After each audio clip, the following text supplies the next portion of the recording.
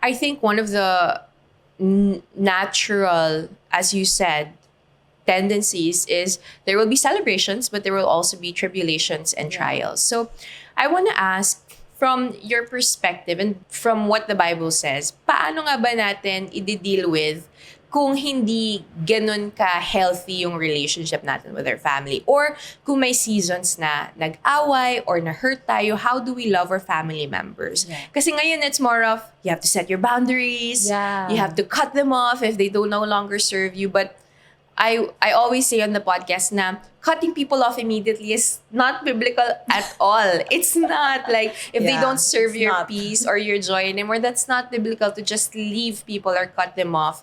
There's actually a proper way to go about it. How would you say? What would you say to people who are going through that right now? Ako kasi parang when we have conflicts in the family, number one is I pray. The number two is open communication. So we really communicate, even if it's hard. We go through the hard conversations. And I think the Lord also gives us wisdom on how to go about the hard conversations. Like, for example, like kunyari nagka-conflict kami ng sister ko, what I would do is, pag nagpe-prayer walk kami, parang I would ask these questions. I would ask, like, how can I improve? Or like, how have I hurt you? Or will you forgive me? So yun yung mga basic principles that I use when there are conflicts in the family. Like, we really talk about it. We really discuss it as a family. How do we resolve this problem, this conflict that we have? Paano kaya kung yung family members mo are not open to communicating? Or hindi naman Yeah, generalization, di ba? Pero classic Filipino kasi yung sweep under the rug, let's pretend like walang problema, di ba? How do you, because that's a family culture thing, right? Sometimes, I mean, that's your family culture. But for example, for me, with a broken family, hindi namin family culture to. Like, kahit gaano kalaki yung problema, we're gonna pretend like it doesn't exist and still have dinner and like not even talk about it. Talaga? Yeah, so how do you... The answer, of course, is to start a new family culture, right? But how can you lovingly and gently start a new family culture that glorifies the Lord in that way? Because at the end of this all, diba, what we're trying to emulate is Christ-likeness. That we deal with issues head on, that we talk about issues head on, that we repair, that we restore, and that we don't just sweep things under the rug, because at the end of the day, we want to glorify God in the relationships that we have.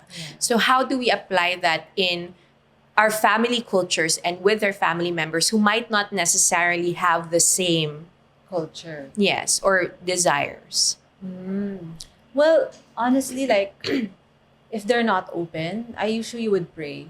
Pray for the person. Pray for opportunities wherein there would be an opportunity to speak the truth in love. Kasi as Christians, of course, we have the responsibility to reconcile, to forgive, diba?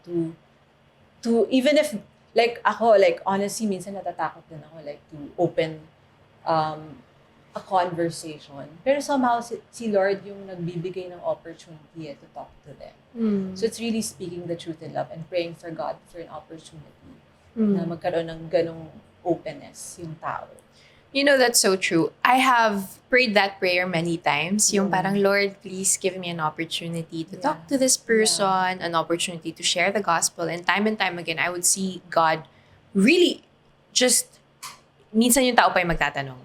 Diba? Yeah, na magugulat ka na lang na, whoa, I just prayed that a few minutes ago, or I just prayed that yesterday before meeting with you today, and ikaw pa yung nagkaroon ng initiative to open up. So prayer really does work. If I may add also, I think one of the ways personally that I've dealt with family members who are not on the same page with open communication is really just loving on them and showing the love of Christ to them, and as in talagang yung term na kill them with kindness is something that I feel like I've applied so much, and I see how people soften up The most calloused hearts soften up when you genuinely show them that, you know what, you might not want to communicate yet, you might not want to reconcile yet, but I love you and I'm showing up for you. Yeah. And I've seen family members who have no idea how to openly communicate, and who don't necessarily want to restore the relationship, slowly soften their hearts because they see that I genuinely love them. And that love and that grace is only something that I'm able to give because I experienced it from the Lord. Na maybe this person doesn't deserve my forgiveness or my kindness towards them, but my goodness, so do I. I don't deserve God's kindness and forgiveness towards me, but I will just practice that to my family, and I see them eventually softening up and opening up, diba?